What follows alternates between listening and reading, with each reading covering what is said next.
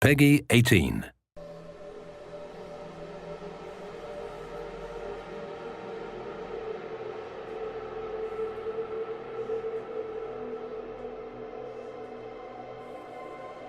Hey everyone, I'm Joel Leschler, a producer from 2K Australia. Hi everyone, I'm James Lopez, producer at Gearbox Software. And we're here to show you a walkthrough of our E3 demo for Borderlands the Pre-Sequel. Hope you enjoy it. Alright, so we're actually going to be playing through as Wilhelm during this playthrough, and we're selecting his action skill now, which is his ability to spawn these two drones, Wolf and Saint. Wolf is an attacking drone, while Saint is more of a buffing regen drone. We're going to go down the Cyber Commando skill tree. This one's really cool because if fans remember Wilhelm from Borderlands 2, he was just a giant loader with a human head on top. But in this game, it's his origin story, and he starts out just as a man. But you have the ability by going down this skill tree to start turning him into that giant robot that he was in Borderlands 2. We're selecting the Power Fist skill here, and you'll see that they actually replaced his arm with this robotic one. This one's really cool because it'll deal extra melee damage, and you can actually attack enemies from further away. And if you look at the Shock Absorbers one, which replaces his leg with a robotic leg, this allows you to shoot and reload while you're sprinting, which can come in really handy. The Meteor Slam is also really useful because the butt stomp or ground pound or slam or whatever we're calling it today is really, really powerful in Borderlands the Pre-Sequel. When you're playing in low gravity, you're able to do this huge amount of damage when you slam down to the ground. And that's about all the skill points we can use right now, but we're pretty close to leveling up again. So when we do, we're going to show you the Vengeance Cannon, which is Wilhelm's capstone skill inside the Cyber Commando tree. Yeah. We have a look here, we actually just shot an air geyser, and when these are shot, they shoot out this oxygen which replenishes your Oz kit, but it also propels you up in the air. And the higher you get, the more damage you can do from your butt stomp. So if you hold that crouch button, you slam down on the ground, you deal this huge amount of damage to enemies on the ground. Yeah, geysers are a great way to do a slam immediately instead of having to kind of like prime yourself for it. You can hop on one of those and just immediately move off it and slam someone into oblivion if you want to. Here's another example of how the levels are informed by low gravity in Borderlands the Pre-Sequel. You're able to do these massive leaps and bounds, and really you have a lot more freedom as a player. The scope of travel has increased so much. And we're able to use the air boost by venting some oxygen. You're actually able to go even further by propelling yourself forward or even higher. Yeah, and it's cool that we have these abilities. They obviously come with some costs on the oxygen meter, but we get plenty of ways for you to get that oxygen back. You know, we've got oxygen canisters that drop from when you kill enemies. We have the air geysers. We have other like cracks in the ground that air can come out of. They won't give you that jump, but they will give you back your oxygen. We also have oxygen generators. And even like certain Oz kits will allow you to create an oxygen bubble whenever you do a slam attack. Now these enemies that we're fighting at the moment, the Kragans, they're some of the moon beasts. They're essentially these moon rock monsters, but because this is Borderlands, they absorb elemental attributes as well, and these ones have absorbed cryo damage. We have a lot of liquid methane around this area of Elpis, and they've kind of inherited those abilities, and they're kind of doing cryo damage towards you. But you have the ability to kill them, but what's really interesting about these guys is when you kill them, they actually shatter into two smaller Kragans.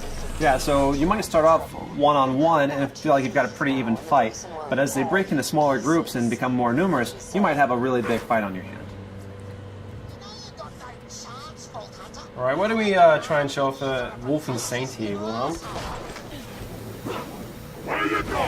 Alright, so Wilhelm just deployed Wolf and Saint. Those are his two drones. Wolf is going to go out and cause some trouble. Saint's going to stay fairly close by to replenish Wilhelm's shields as if they ever drop. Now, our Wilhelm player is pretty pro, so you know, might need to get a little bit more challenging fight for him. You can see these beautiful ice particles. With the new cryo element that we brought into the game, you can freeze and shatter any enemy, and depending on which angle you attack these guys from, they're actually going to float off into low gravity in that direction. If you slam down an enemy while they're frozen, you're actually going to split them in half and watch their ice chunks float off. Yeah, that's really cool because the way that they shatter is always kind of customized to like whichever way you hit them. So it never really gets old. It's always different each time. It's really fun. Now, our current objective in this particular level is to redirect some liquid methane. We need to get to the Drakensberg, which is this derelict Dahl ship where we've been informed there's a military AI that we can use. Jack wants to build up this robot army. He needs this military AI to use it. So we're currently trying to redirect this methane to cool off a lava river. Now, we were just fighting the Kraken, but over here you can actually see that some of the scavs are actually riding them, which you got to watch out for because you have two enemies attacking you, and whenever you kill one of these Kraken riders, you might get a couple of little Kraken riders coming out of them. You see, Wilhelm was also using these jump pads. So along with the oxygen geysers, we have these Dahl jump pads which are placed throughout the levels, and some of these shoot you straight up into the air, and other ones kind of propel you really far forward. Again, if you manage to chain some of these together, you can get really, really high and do a slam, which does a massive amount of damage. Look at some of these guys, you'll see that some of these scavs have this sort of orange bubble over their head. That's their oxygen bubble. That means that if you crack that bubble, then they're going to take oxygen damage because they're not able to breathe. Which is a really cool way because you can kind of do a hit and run. You don't have to worry about necessarily about finishing them off if you're taking too much heat. You can just wait for them to asphyxiate. But some of these guys also have shields and air bubbles, and so they're a little more of a stronger fight. You have to watch out with those guys because they're more dangerous. So you can see that's an example of one of the Dahl jump pads, which shoots you really far forward. And here we have some of the Dahl jet fighters, and they're going to fly around and try and do a huge amount of damage to you. So Wilhelm is doing pretty well. Yeah, that was a spot-on hit. That was really good. Oh no! But you fell off the side. That's okay because we've got plenty of jump pads. We have a lot more verticality in Borderlands now than we ever did before. So there's not necessarily any one way to get to this objective. Really, all you have to do is just find either a jump pad or a way to jump from platform to platform. Yeah, something really great about the low oxygen, it allows you to traverse these maps really, really quickly. So because you can make these massive leaps and bounds and you have these jump pads, you're able to get from one end of the map very, very fast and really get an edge on enemies. All right, now it looks like we just leveled up. So we're going to go and put that skill point in Vengeance Cannon. That's really interesting because if you take a certain amount of damage, Wilhelm responds with the Vengeance Cannon and can do a great amount of damage within a pretty generous period of time. You have about 30 seconds of action on this. It can come in really, really powerful when you're under the pump. Yeah. So you can see now we're actually redirecting this liquid methane, so we should be able to go over and try and freeze this lava lake. All right, so once this pipe connects, we actually have another route on how we can get to the next objective. You could just go down to the ground if you wanted to, but because of the verticality in the pre-sequel, we can actually continue along this path here. All you have to do is have the option to make the jump, and then you can actually run along this pipe here. So there's plenty of ways to explore this map and get pretty much to anywhere you need to get. Yeah, it's really cool as well. Our level designers have built the map so, especially when you're playing co-op, you can have each player, they can approach each of these sites from different angles. So we could have taken that pipe all the way along while Athena went down via the ground and went over to the via the jump pad. Yeah, people that are especially fond of sniping should keep an eye out for these kind of opportunities because you get a superior angle from which you can snipe off those oxygen bubbles or just do just a bunch of damage in general. Yeah, absolutely.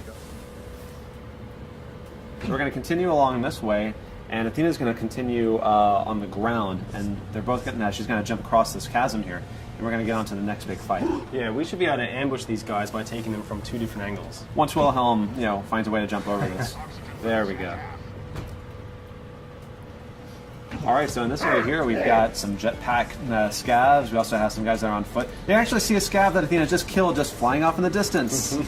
And he'll go on like that for quite some time. Yeah, if he still has any life left in him, he's getting pretty beautiful from there. Oh, yeah. Awesome. Oh, no. Athena's down.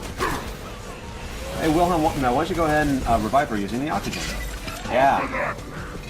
So you kind of have these cool tactical decisions. You can revive your downed players faster with oxygen than if you just do it the normal way. But that obviously comes at a cost. But sometimes it's really good to get them in the fight faster. Beautiful. And you can see we have these jetpack scabs, so all of the enemies on Elpis can take advantage of the low gravity just as much as you can. So if you're getting protection behind cover, they can actually jump over and stomp on you and invalidate your cover just like you can them. We really wanted this gravity system to go throughout every single feature in the game. We just did a pretty awesome butt stomp there. Yeah, that was solid. Here's some of our new vending machines that we're just kind of teasing as we run by them, but you can see more about them later on. All right, we're coming into the processing plant now. This is actually where you just directed the liquid methane to, and it's really important that you do this because we're going to use it to freeze a lava river so we can form a natural bridge that we can cross over to the Drakensberg in the next map. Now this has a lot of enemies in it. Definitely a good time to bring out Wolfie Saints. Yeah, try and use those jump pads to get a height advantage of the plays as well. If you stomp down. He just shocked that scav when he did that ground pound because of his because of the Oz kit that he has. It's really cool because each Oz kit can have a variety of features on it. Some of them will do your basic oxygen extension, but some also add elemental attacks. Some will create oxygen bubbles whenever you do a slam. There's a lot of layers to them because it's really important to us that our gear be relevant and offer some really cool stuff. Obviously, these sort of varieties are really important to us. Whenever we added the ice elemental, this also is represented across all gear items. So you've got it in shield, you've got it in grenade launch, you've got it in guns, and we also have lasers. Lasers support all the elementals, so we've added even more bazillions of gear. Yeah, you can see right here we have an ice laser. So we're able to shoot this beam, this kind of freeze ray, and then we can do a butt stomp and hopefully shatter this guy. Getting close. Nearly. Uh-oh. And the higher you get, the more damage you're going to do. So, very close. Can you just take out kill? Yeah. That's okay, though. It's always next time. So it looks like we cleared out the enemies here. Let's try and get that methane onto the lava river. Sir, I've got my best people working. It is Borderlands though, so you always have to loot. That's right. Let's take all of them over. Who the hell is Ninja. that? That is the 10-year-old boy we hired to help us. You're fired, John. You can see the Drakensberg out there in the distance, so that's our objective. We want to get to this crashed Dahl ship to get this military AI. Once we get that military AI, Jack can put into the loaders, which up until this point have been useless. They're just construction bots, basically. But once we put the AI in them, we'll be able to weaponize the loaders and reclaim Helios, which is the moonshot facility. I need you to dump the methane from the reservoirs into the lava. We'll create our own path by cooling it off. This is gonna be ace. The lake should be safe now. Let's get to the Drakensberg. Alright, success. So you can find that Let's make our way over to the Drakensberg. Lads, looks like we're going to have guests over. The kind the bosun wants dead as quickly as possible. Of course, won't Borderlands be without a bunch of big baddies to have to fight? Yep, they just get bigger and bigger. I really like that he is an ice dragon, but he also has lava inside of him. Yeah, I see that all the time. Yeah, it makes sense. All right, guys, and that's our E3 demo. We hope you enjoyed seeing it. Please stay tuned for more pre-sequel news.